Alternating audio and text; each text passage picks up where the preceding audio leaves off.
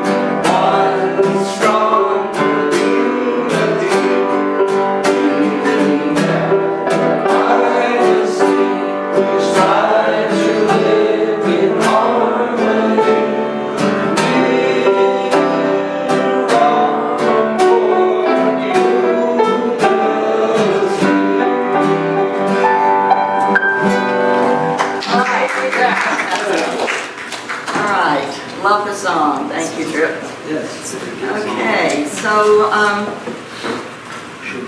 I do welcome all of you here today, and some of you may know I've been away a few weeks.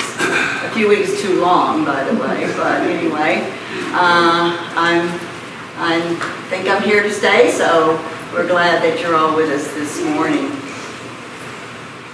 I'd like to start this morning with prayer, as we do all services here in our church. And I'd like to dedicate this prayer this morning to those people in Florida and in South Carolina who've lost lives, loved ones, and absolutely everything they own. So as we come together this morning as one mind and one heart and one spirit, let us all be in that place of holding more than 1 million people in our prayers today. So just take a deep breath, and if you're able and if you're willing, close your eyes, because I'd like you to just, in your heart's mind and in your eyes, to vision those people. If you know someone who lives there, a loved one or a friend who lives there, you may want to bring them into your mind's eye.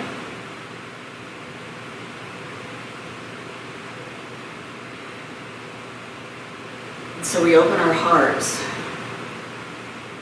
to the millions of people in Florida and South Carolina who have lost so much. Some lost everything. We We know it'll take years to get their lives back again. And most of you here in this room have been through something similar. And we know that the grief is unbearable. We know that the losses are tragic. So we take this moment to surround them in our prayers, to surround them with the love and the light of God. And pray that they will find some peace as they move through the next few months and perhaps even years. So in the silence, I'm going to give you a few moments now to send love to anyone you know living there. Surround them in your mind's eye. And surround them with the healing light of love and peace.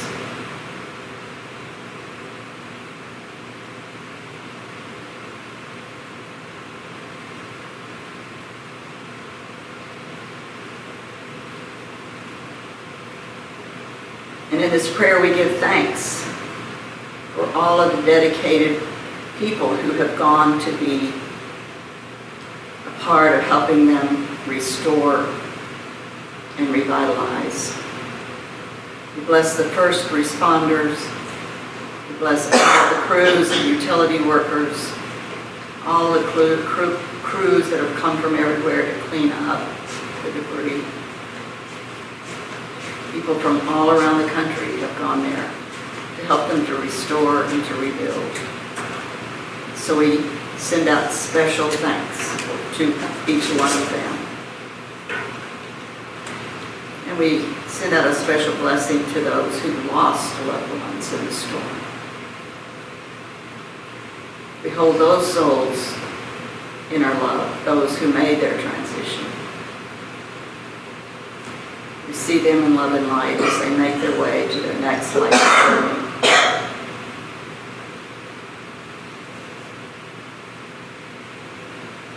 So this morning we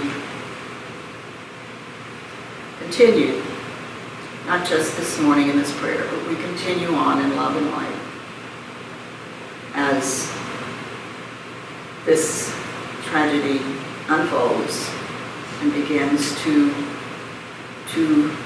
revitalize and rejuvenate from all but many, many losses.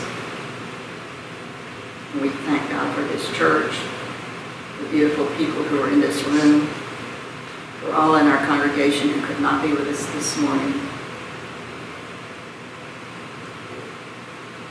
We bless all mosques, all temples.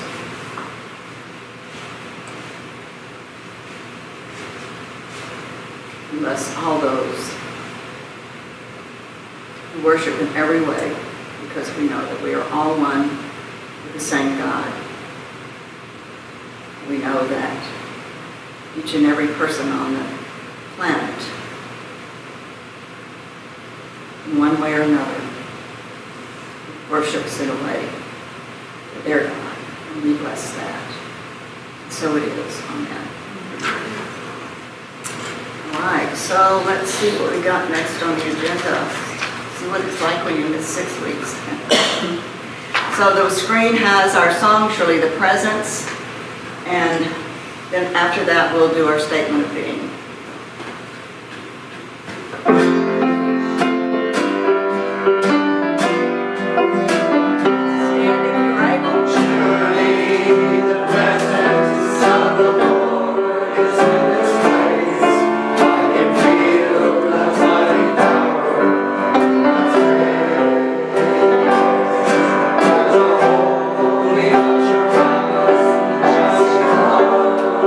Every face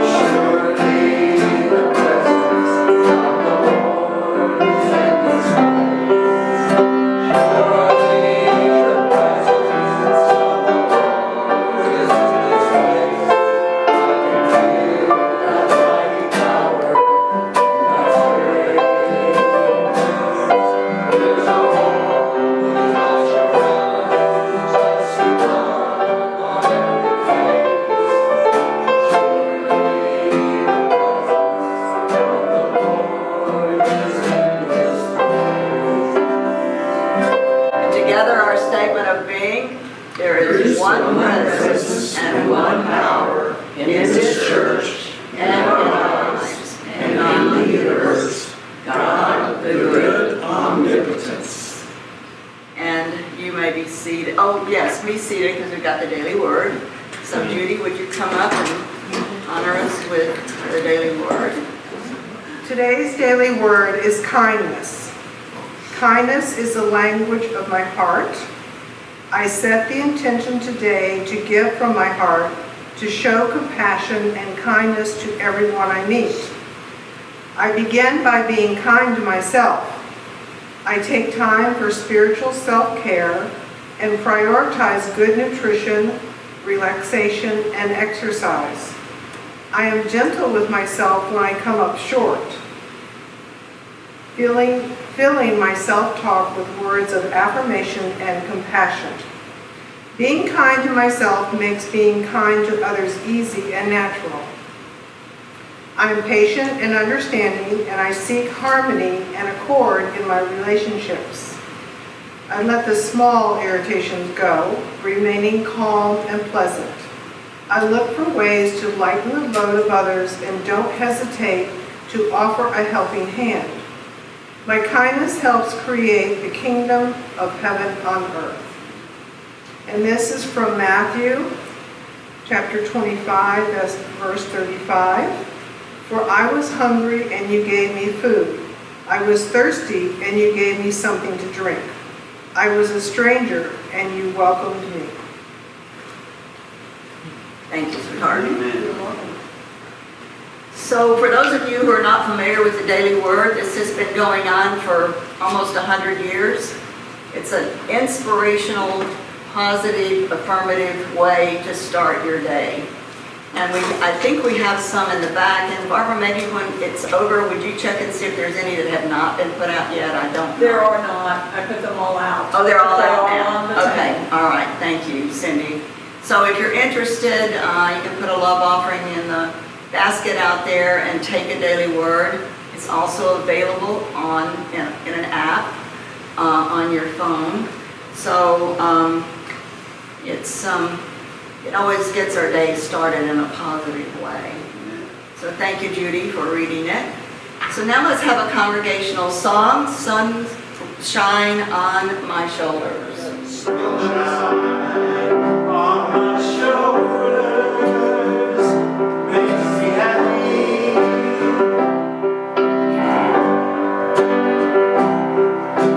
Sunshine in my eyes and make me cry.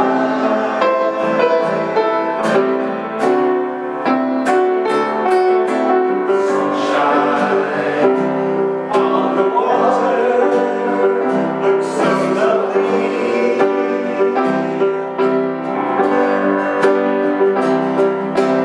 Sunshine almost always makes me happy. If I had a name, if I had a day that I could give you,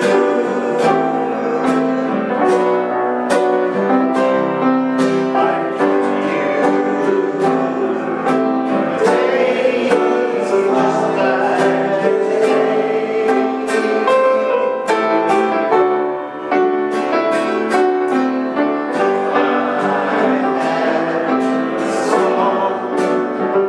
That I could sing for you.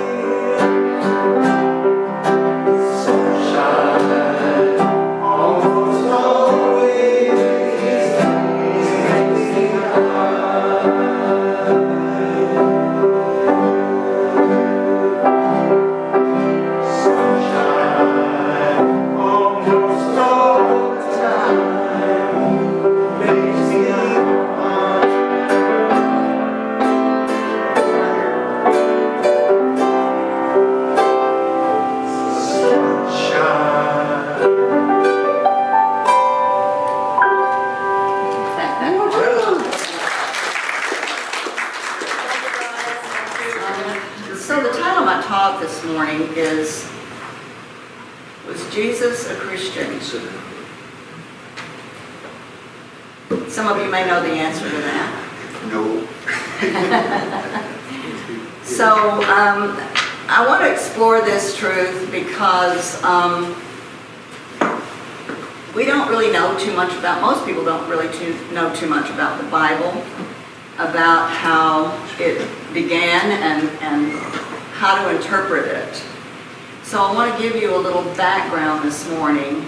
I guess a lesson. I guess that's a teacher in me to want to just give you some background before we move into what I want to emphasize.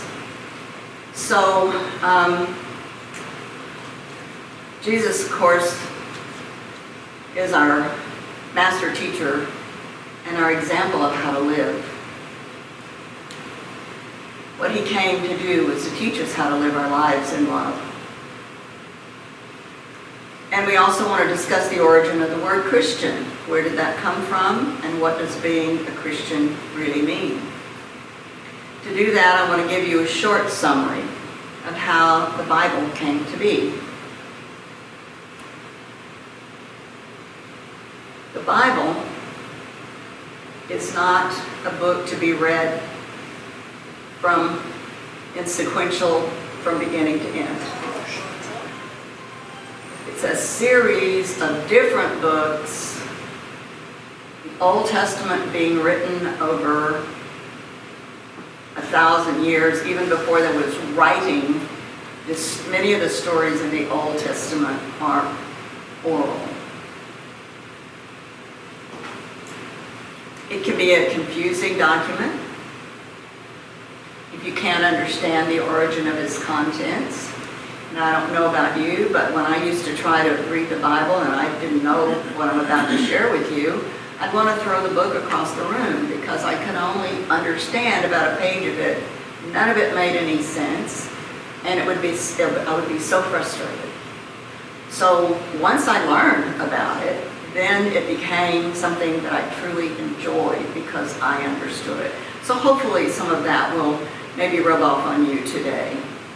So it's a collection and a compilations of many writings, which is what the Bible means. A Bible is a biblia, a bibliographer, a biblia of many different stories or books. A library could be called a biblia. So it's written in the languages of Aramaic, Hebrew, and Greek. That complicates it even further for us, doesn't it? Because the Aramaic and the Hebrew is the original. The Greek came later, after the Roman Empire took over that part of the land. And after that, it was translated into several other major languages. Three that come to mind for me are German, 16th century, 17th century English, and of course lately American. And with every translation of this book and of these different languages, it loses some meaning or it changes meaning. For instance, the early writing was Hebrew and Aramaic. They didn't have consonants and vowels. They only had symbols. And they could have 5 symbols or 7 symbols, but they could put dots and squigglies and things on these symbols, and each one of those little placements of the dot or whatever it was gave that symbol a different meaning. Now, can you imagine people coming from the logical Greek or even later on the German and the English, trying to translate some of the early Hebrew and Aramaic writings? An example of that I've always thought was interesting is, you know, there's a story in the Bible that says it's easier for a rich man. It's easier for a camel to get through. I had it this morning. The eye of a needle. And that was not originally camel. It was originally rope. It's easier for a rope to get through the eye of the needle. And it is So for a rich it- man to enter the kingdom of heaven. Yeah, I mean, it's so all of those things, when you learn about them, you can have some little tolerance for trying to figure out some of what was said, and understand that every time the Bible is translated, it loses a little of its original meaning. So establishing that, we want to look at what these Bible compilations are. And we'll start with the Old Testament. It's a collection of stories that span centuries before Jesus, and even includes some oral stories that were told before writing was even invented. Two of those that come to mind for me are Jonah and the whale, and the Garden of Eden story and the Adam and Eve story. They were orally passed down before there was even writing. Then there was a 600-year span between the end of the Old Testament and the beginning of the New Testament, in which nothing has been told about or written. We don't know what happened in those 600 years. And then we come to when it began again with the New Testament. In the New Testament, it only took 100 years to write the New Testament. And it has three major parts to it. The first part is what they call the gospel. Gospel means good news. And the good news meant that the Messiah had come and had come to be in Jerusalem. So the second portion of the New Testament comprises letter from Paul to his churches, and the origin of the kind of churches that we are familiar with were sort of taken from that part of the New Testament. And the last part of the New Testament is erroneously interpreted as the end of the world. That's another whole lesson that I probably would like to give you sometime, because the book of Revelations is not about the end of the world. And how it did get started is very interesting. So we'll save that for another day, because it's kind of long. Maybe I'll do it next week. I don't know. Anyway, but to make all that even more confusing, then we have the Christ. And that was a title given to Jesus. That was not his name. The origin of that word is Christos, and it's from the Latin. And it was a title of honor that was given to people who had lived honorable and exceptional lives. So the word Christian was coined 325 years after Jesus died. It happened when the Roman Emperor Constantine decided that he only wanted one religion for all of Greece and Rome. He wanted only one religion, one library, one government. He wanted to have control, and that was his only way that he thought he could have control of everything. And so he wanted to choose one religion. Well, his mother Helena had been on pilgrimages to Jerusalem, and she was very impressed with the stories that she had heard about Jesus. So she talked Constantine into having the one religion that he was going to format about Jesus.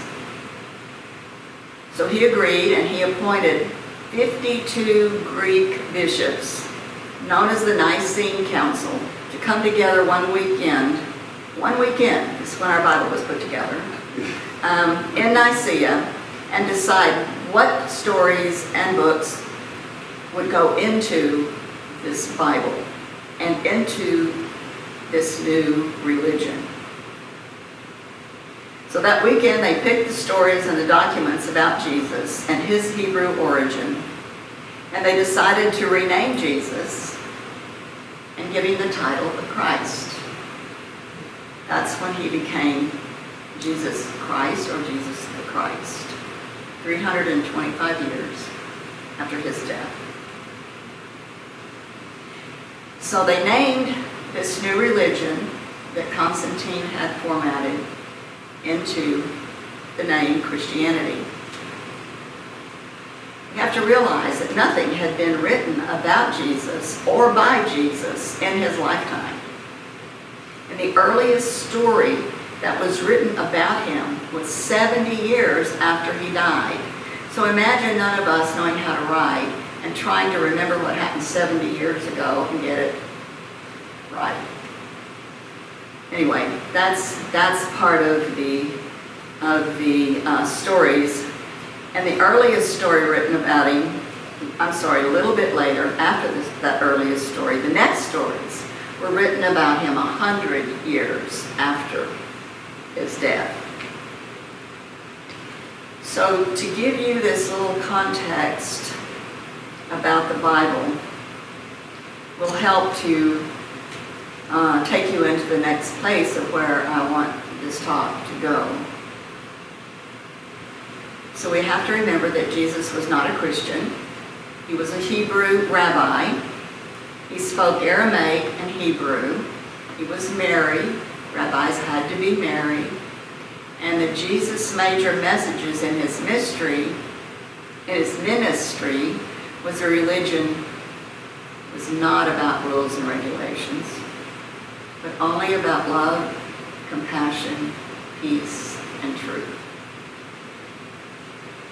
That's why today, over 2,000 years later, we're still talking about this man called Jesus. Because he touched on the very parts of our own soul that we were created to be. Love, truth, compassion, and peace. That was his only message. He had no other messages. He's the most important teacher in our history. We have Buddha and we have the Hindu gods, and they're all, we honor all of those, and they all are very wise. And Jesus speaks the deepest truths that appeal to our deepest self. Truly who we were created to be is love and peace and truth and harmony. We know that because we know that's when our world works, when our life works. And that story of peace and truth and love and compassion is as powerful today as when he spoke it over 2,000 years ago. So I want to set the scene for you today about Jesus' most important and well-known sermon. It's known as the Sermon on the Mount. I'll give you the cue. Jesus' message was to speak out against repression. He wanted the people to understand the true way to live their lives in peace. And so he would choose to go to places where there would be large crowds. On this day of this sermon, Sermon on the Mount, he had chosen the village of Galilee. Galilee was a small area, about 30 miles in diameter, and it was a fishing village. And he chose the time of day that he knew it would be full of the fishermen coming in and bringing in their catch, and that he would have a large audience. The story says that a mountainside was filled with people to hear his words, and even the Roman soldiers were there. They were there to collect the taxes of the day's catch, but they stayed.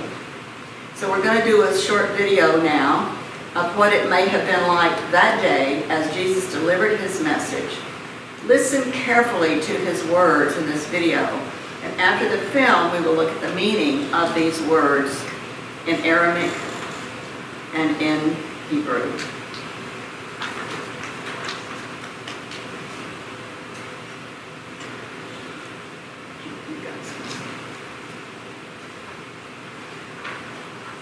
Blessed are the poor in spirit, for theirs is the kingdom of heaven. Blessed are those who mourn, for they shall be comforted. Blessed are the meek, for they shall inherit the earth.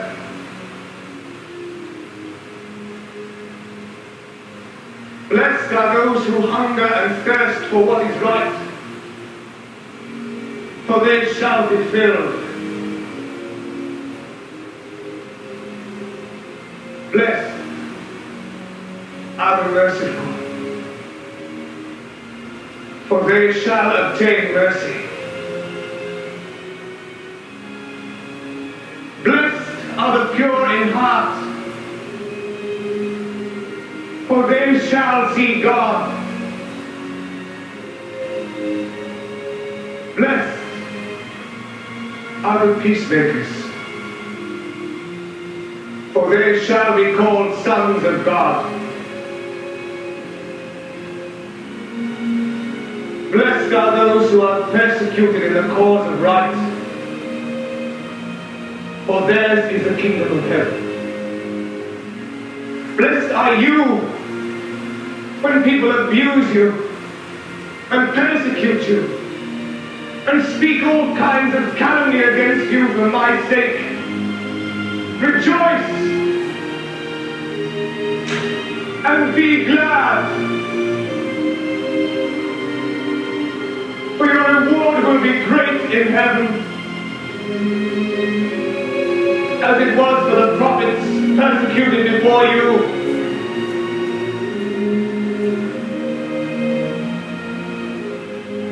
In your prayers, remember your Father knows what your needs are before you ask Him. This is how you should pray. Our Father, who art in heaven, hallowed be thy name. Thy kingdom come. Thy will be done on earth as it is in heaven. Give us this day our daily bread, and forgive us our debts, as we forgive our debtors.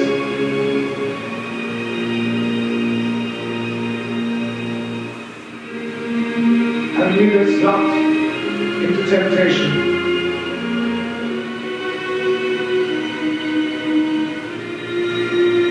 but deliver us from evil.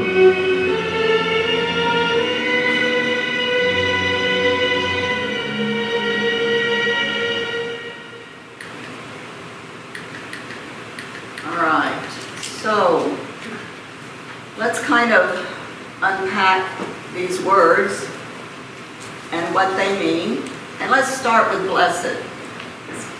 The word blessed meant then and still means now to invoke good, to call forth the action of good in a person's life or in an event. And one that always makes people wonder what this means was poor in spirit. Blessed are the poor in spirit. Poor didn't mean what we mean it to be today.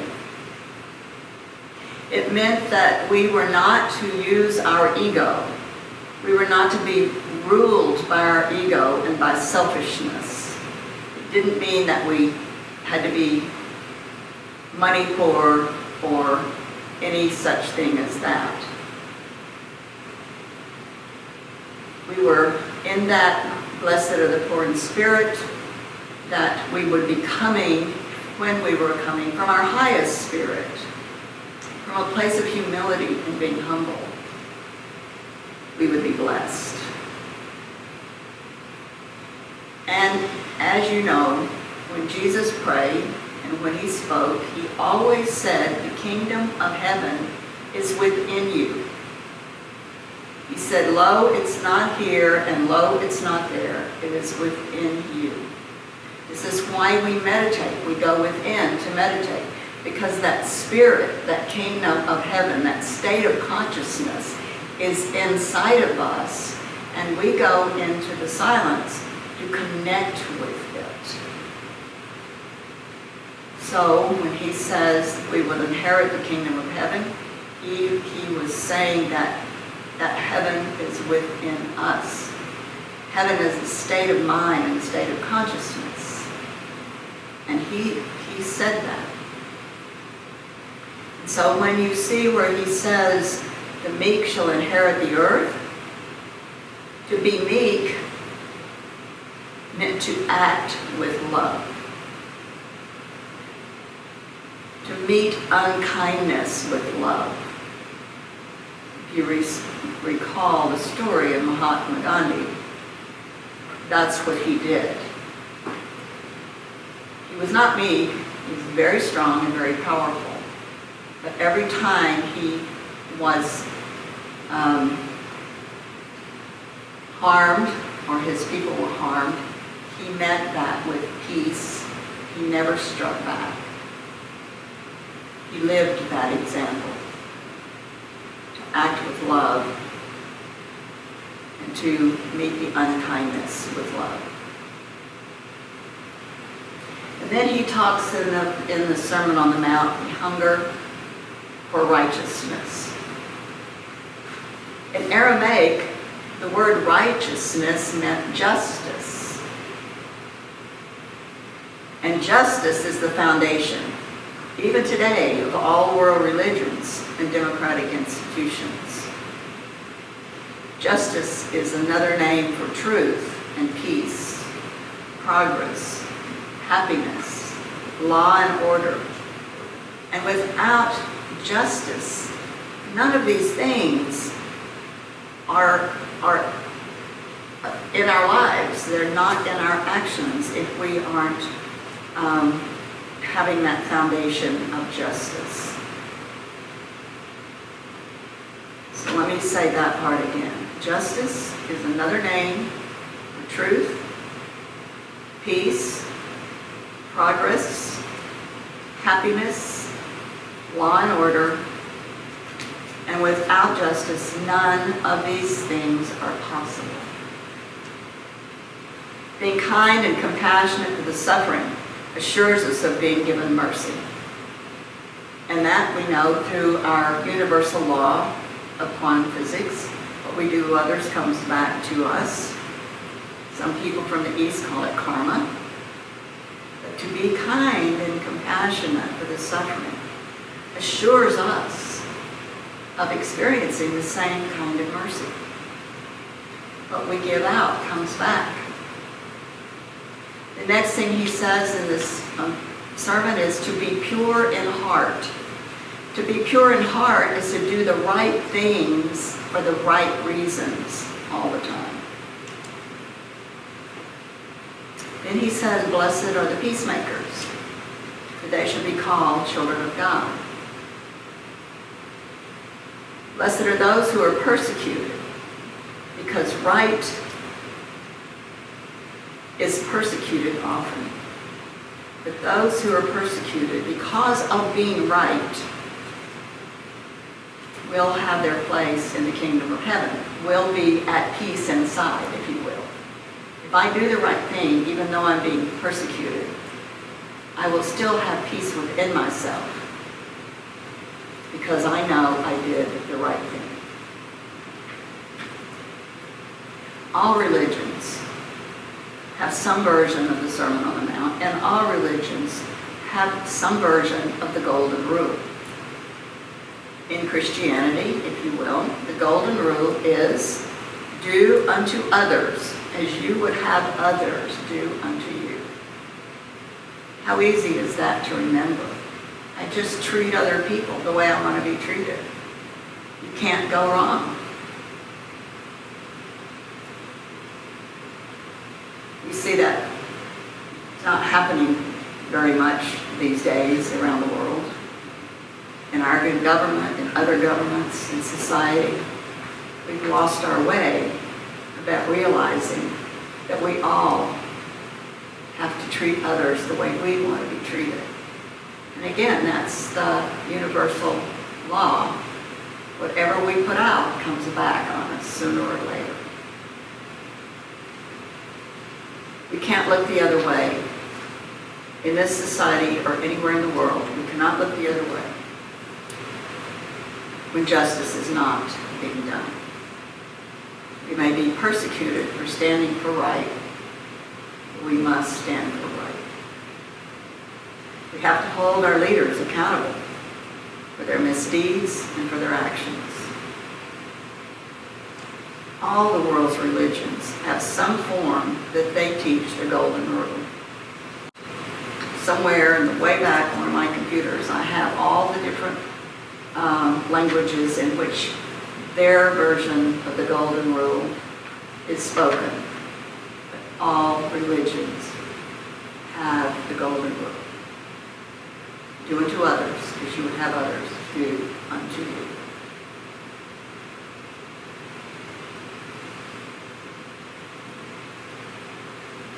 We've kind of gotten away from these teachings. Some of us, I think I'm speaking to the choir here. I think most of you live by this rule or you wouldn't be with us today. But many people have forgotten that. And many people are treating others badly, oppressing others, taking away rights that they would not want to be taken away from them. We've come to the place in many ways where we humans have become judgmental and set our own selves to be judge and jury. We have come to the place where we don't take care of those less fortunate than we are. We've decided that power and wealth is more important than love and care of our fellow man. This is not what Jesus taught. As a society, we worship at the altar of the rich and the powerful these days, and they really only take care of themselves. And yet we continue to vote them into political office, and we don't understand that we are not standing up for justice and equality. We humans have moved away from the teaching of the spiritual masters, and we are often enamored with that wealthy, powerful figure, and look the other way when that figure doesn't have compassion for others nor do the right things. The other day I heard Governor Gavin Newsom say this. He said, "We've lost our way. We've begun to believe that strong is right and weak is wrong." Or you could say meek, weak. We seem to worship meanness and oppression, and we've forgotten kindness. Not you in this room, but many in our society. And we have forgotten that we have to do the right thing for all people all the time, including ourselves. So in Jesus' powerful Sermon on the Mount, we're told how to live righteously and how to be just, to not persecute others, and to stand for justice when we see injustice happening, and to know that we will be richly rewarded. The kingdom of heaven is not a place we go after we die. It's a state of mind. Heaven and hell are both states of mind. It's here and now that we can have the peace of mind when we treat each other the way that we would want to be treated.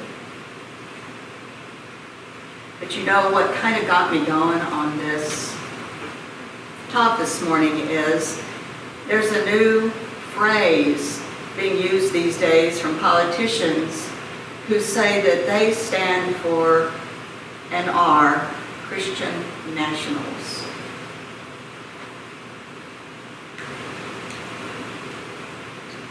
Yet, there's absolutely nothing Christian in their philosophy or their actions. Nazis said the same thing. Christians who follow the teachings of Jesus live lives of compassion for others and honor their truth. Christians who follow the teachings of Jesus work for peace and justice for all human beings. Christians who follow the teachings of Jesus work for peace and justice for all and live by the golden rule and do unto others what they would have others do unto them.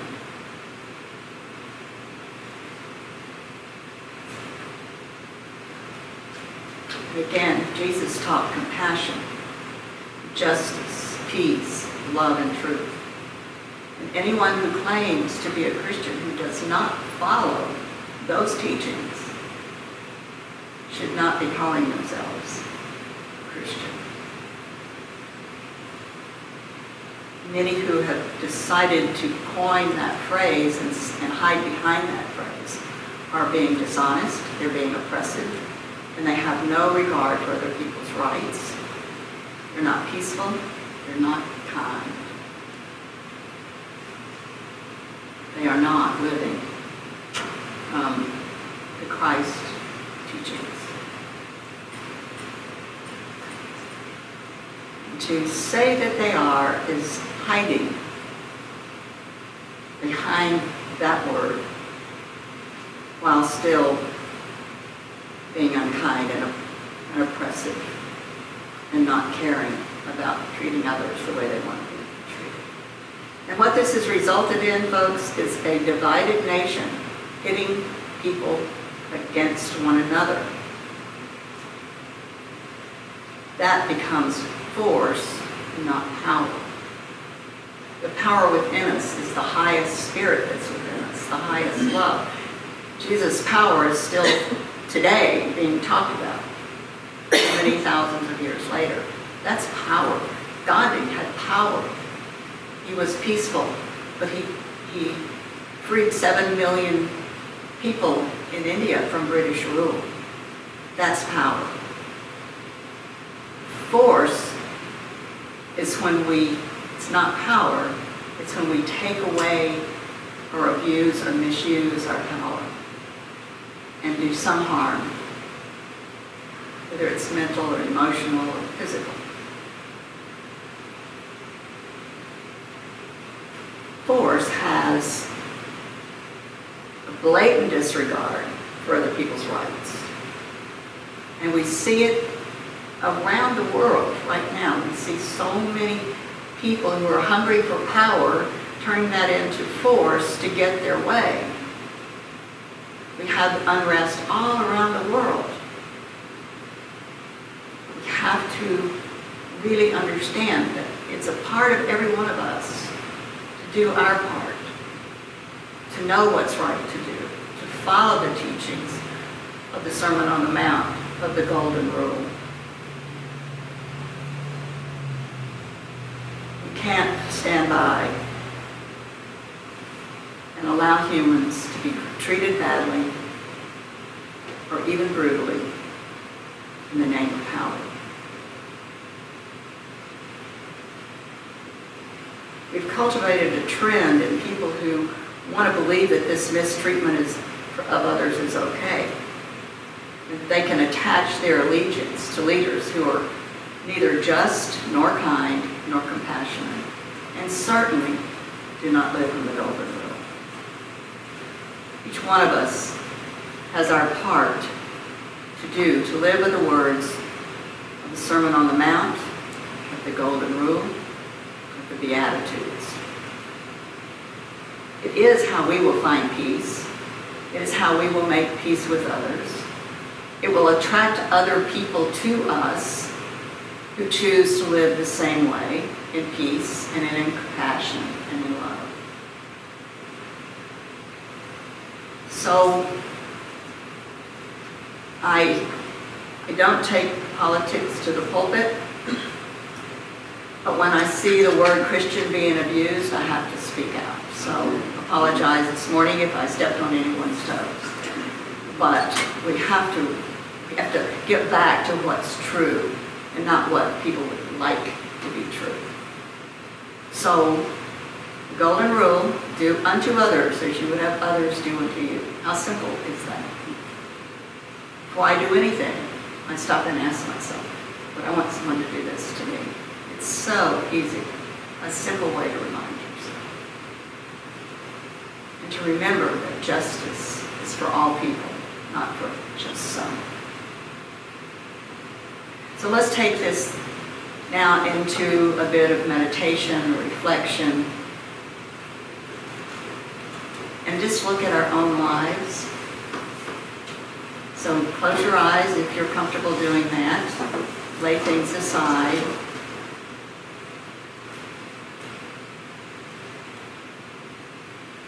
And just let us reflect for a moment on how we have chosen to live and how we would want to live going forward.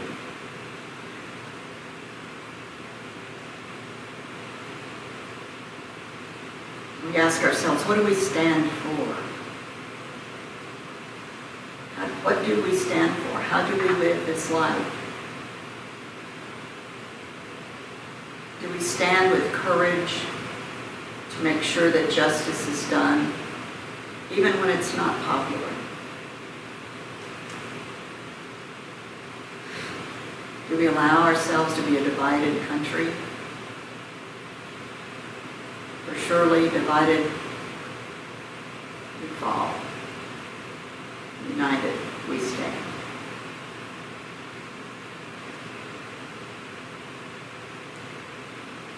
Once we are clear about what we stand for and who we are and what we would want to live from and what we would like to have others around us live from as we go forward,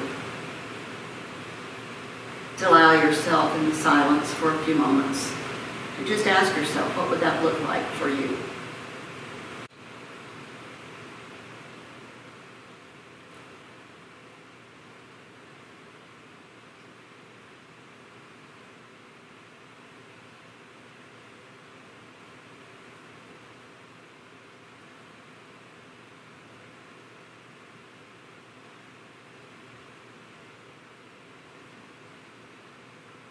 It is in the silence and in the meditation and the reflection that we are quiet enough to hear that higher power, that spirit, that kingdom of heaven that lives within us to guide us. It's always there. It's always speaking to us. We just aren't always listening. And so in these times of being in the quiet, in the silence, we listen to that still small voice. We know that guidance is always there. We know that the universe is a friendly universe, always wanting the best for us. A universe that is biased toward healing and wholeness and love and caring. So we allow ourselves to be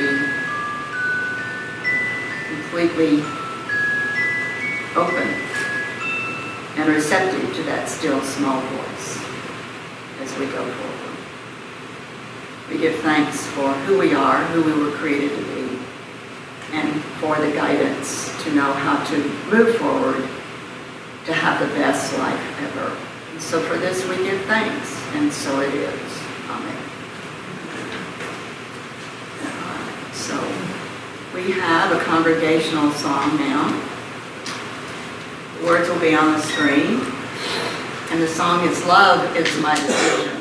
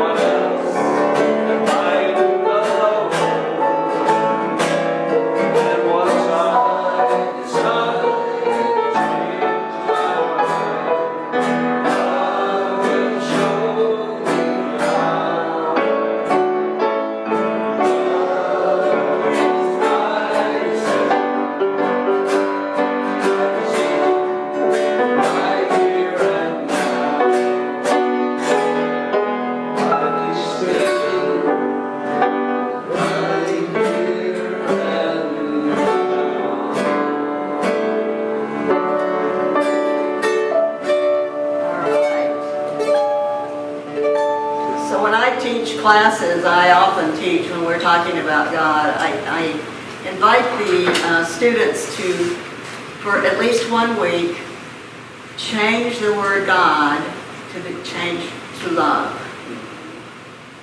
See how that changes your understanding of what that higher power is.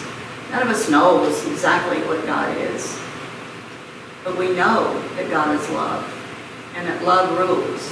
And so for 1 week, if you're praying to God or you're thinking of God or the word God in your mind, try replacing it with love.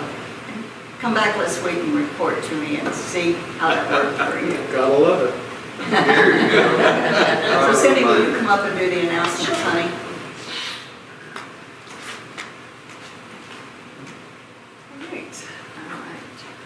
All right. We really appreciate your generosity. It helps us to pay the bills and stay in business. There are several ways you can give. There's a plate at the back of the church. Also on our website, unityinrockport.org, there's a donate button that you can press. We also really appreciate it if you rely on Amazon, as many of us do, and I do for sure. When you do go to Amazon, instead of going to Amazon.com, go to smile.amazon.com, and it will ask you to choose a nonprofit to support, and Amazon gives us a percentage of everything that you buy without charging you anything. It costs you exactly the same, but we get a little check once a quarter. That also helps us to pay the bills. So be sure that you do that. When you do choose the nonprofit, it is Unity in Rockport. So look for that. We are also working on the fellowship hall, on the plumbing over there. It's a little slower than we expected, but we are making headway, and we hope to have everything finished in time for October potluck. So let's plan on a big party to celebrate having new plumbing over at the fellowship hall. Looking forward to it. If you do not receive our newsletter, at the back of the room there's some little cards. Just write your email address on the card and we'll make sure that we get it over to the person who emails out the newsletter for us. So take a minute and do that, and then you'll always know what's going on here. Mondays, let's see, we have Mondays is A Course in Miracles, yes, thank you. Of course. A Course in Miracles, it's Zoom. Raise your hand, Kathleen, if anybody's interested to find out more about A Course in Miracles. Yes, and it's online. You can do it online on Zoom. Then on Tuesdays, Darlene Hamilton does meditation at 10 here at the back of the sanctuary. So she does a wonderful job of, we talk about things, have a reading, and then she's a wonderful meditation lead. So that's everything. Anybody else have any announcements that you want to stand up and make? All right. All right. Well, thank you, everyone. If you want to stand up for the peace song, do that.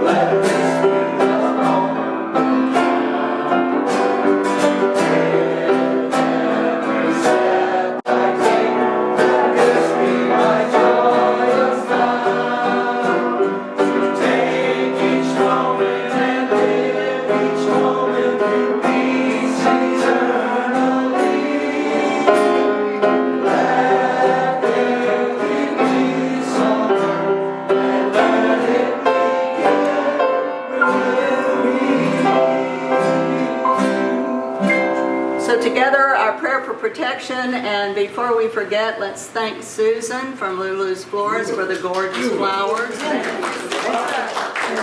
They're beautiful, beautiful, beautiful. Yeah, so, our prayer for protection on the screen. The light of God surrounds us. The love of God enfolds us.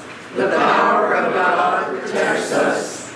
The presence of God watches over us. Wherever we are, God is, and all is well. There you go.